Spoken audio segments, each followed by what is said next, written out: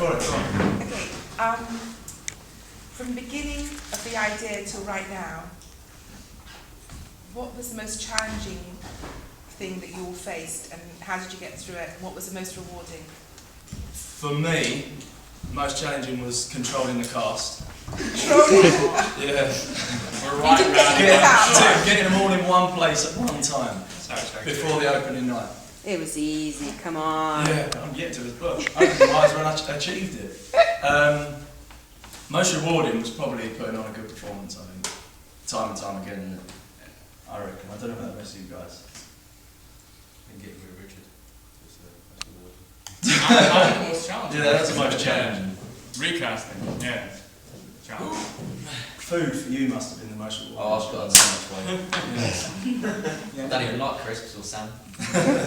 yeah, never do a role where you have to do food, because you have to cook it yourself and prepare it yourself and then wash up afterwards. So it's not recommended you here a lot longer than everybody else. You're scraping out dishes of salmon and crepes and red pepper and white bean dip in the toilet, so it's really good. Poking lumps down the sinkhole. Yeah. Did it really matter how many people were in the audience? Did that affect the energy between you? Or did you just Yeah. how does that affect you when you're down there?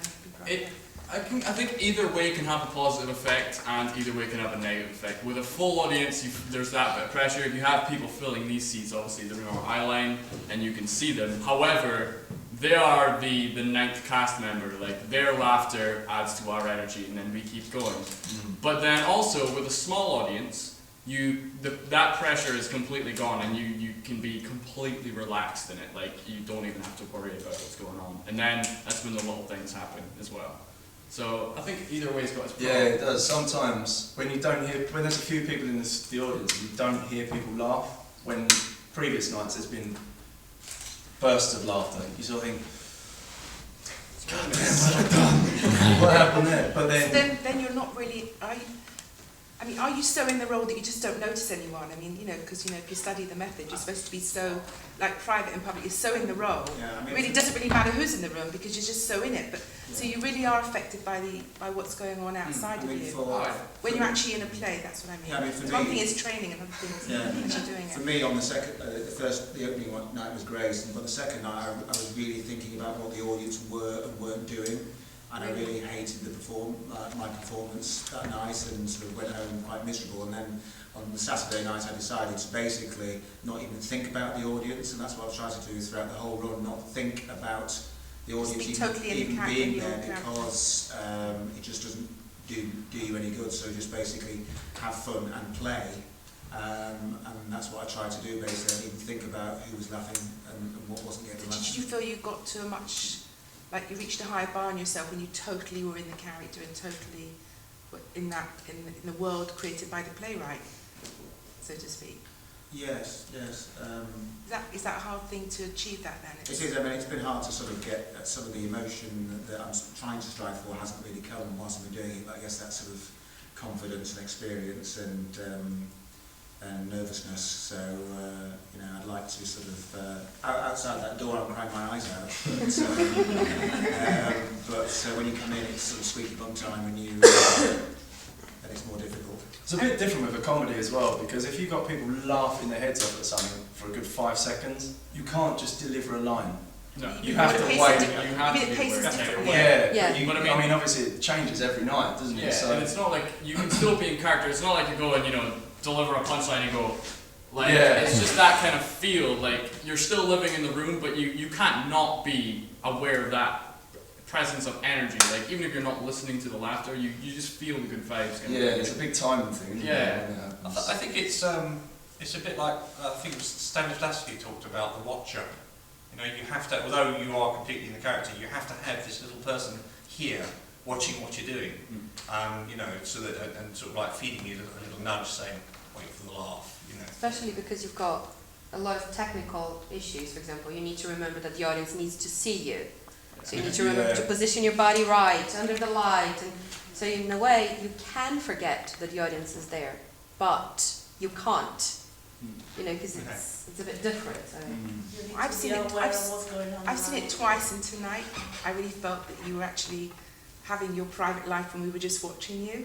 But the first time I didn't feel that, so it was really nice to see a shift. That goes Like with tonight, few it of the really lines. worked that I was like looking in through the window and you didn't know I was watching. And tonight was the one night that Joe Ferreira's words came to pass. Props will fuck you up. Yeah. What you're doing is Houdini action with the tablecloth. What's the difference? What are you talking about? I think the reason is because we didn't have, because everyone has to work and, another job. So we couldn't really rehearse as much as we would have liked before we started. So I think that throughout these nights, they've all gotten a lot more comfortable in their own skin with their characters, what the characters would do or wouldn't do, and even with the technicalities. So I think that that's why you probably felt like tonight Yeah, really. they were really in it. Yeah. Could you have done, I mean, if you would have had less props, it wouldn't have felt like the world that you were in, so you needed those props. Yes. It's like, Yeah, we did if you would try and have taken skim it. some out, it would have been too bad because people live with this Clutter. mess, it's clutter. Yeah. So, I think that's one of the main things that when I met Lee, he talked about. He wanted to be really real. He wanted to be as if you were peering in. So that was one of the main issues that we had. And we wanted all the props, everything. I don't think there was one superfluous prop though, that's the thing. Because at the beginning you're playing cards, so you need the cards and the chips. In the second scene you need the glasses because you're showing how fastidious Rupert is. yeah, but you need the props because in one place they were chaos and then they were in Yes. order, and the contrast accentuates, supports what you're trying to do. There wasn't one superfluous prop. No, it really in the whole was. thing. But it is quite difficult to get a counter burst over somebody. and open it backwards as well. Or is it? It's started out. He got very good at it. Yeah. What was so lovely was all the uniqueness of each character, and it was really distinct, and like nobody overlapped. Everyone had their unique. I mean, I think that mostly just came from Lee's writing. I mean, he wrote it intentionally, and for the guys especially, they were basically tailored characters to us because he knew us. So he just basically thought, I'll just write this guy because that's how I see. Right? Wow, Drew or Henry, so. We didn't even have to try really. He took that pressure off us, and we could just be ourselves, and it fit to an extent. Yeah. In a way. Well done. It's really great to watch you working together. Anyone else? Yeah. Question? Are you drunk? Now? Yeah. No. I don't think so. Although tonight again I had to have a real Sambuca as well because I forgot to pour up the prop bottle. Didn't want to cheat you. The beers aren't real. Only one beer was real. Someone took the one that they weren't supposed to tonight. It's the last night, I can celebrate. Did you have a question? Yeah. Oh, him or me? No, Yeah. That's Elliot, our light and sound guy as well. Deserves to keep it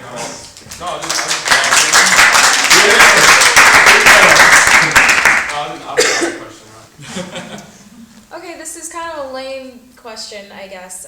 What made you write this? Like, what did it come from your life, or was it just you just liked the idea of two divorced guys? No, in class we did a scene from like a famous play, Okay. and I loved it. And just we did it for I did it with another guy for about 3 months, and I just thought I could completely rewrite this. I've based it basically. The characters that I've written are based partly on the original characters and partly on these guys.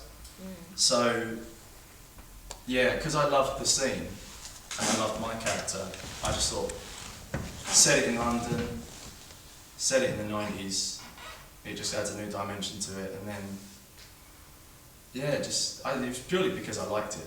And I wanted to play the character of Johnny. So I thought I'd write myself something. And also we were kind of aware of the fact that coming straight out of school for a lot of us, why wait around for some big role to present itself and all this jazz when we were just like, put something on, like just do it ourselves. So yeah, we kind of led the charge on that. Work gets yeah. It's taken us months, I think, of experience to get these sort of roles, especially me and Drew. Stop Are you guys planning on taking this further or to anywhere else? I'm going to say yes. I'd like to be honest. I'd like to try and get it to Edinburgh. Because I just love the play. And the build up to it was stress. It's so stressful doing as much as like I had to do technically, like writing it, like co-directing it, and I was trying to sell it as well. I was trying to get people to see it. I had to learn my own lines.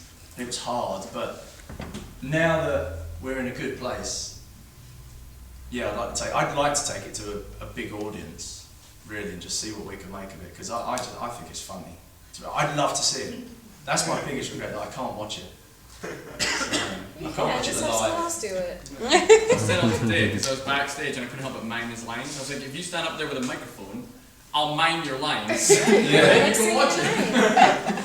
Yeah. So yes, I would like to, but we'll see. We need a couple of weeks off, and then Ah, you're fine. I'll send some messages round and see what see how everyone feels about the idea. We need a West End producer, that's what we need. Yeah. Yeah. Anybody know one? Okay, I have a question about the ladies. Did you find it weird writing female roles and sort of figuring out how women would be? Honest question. And how did you feel about that? That's a good question, because originally I wrote it for two guys to play females.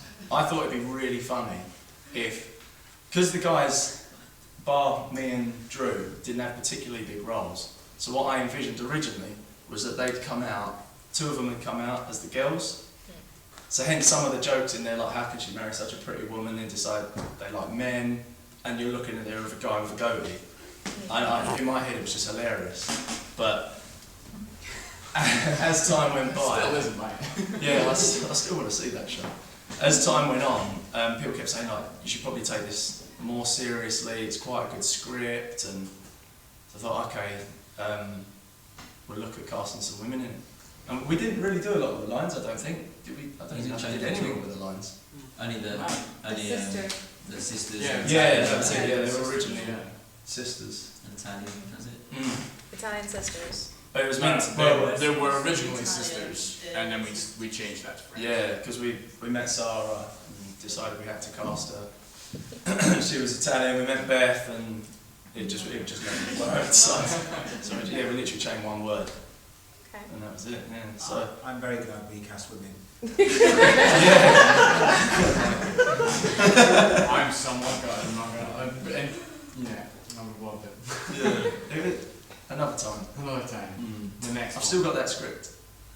So, yeah. It's the most fun I've ever had for 18 years anyway.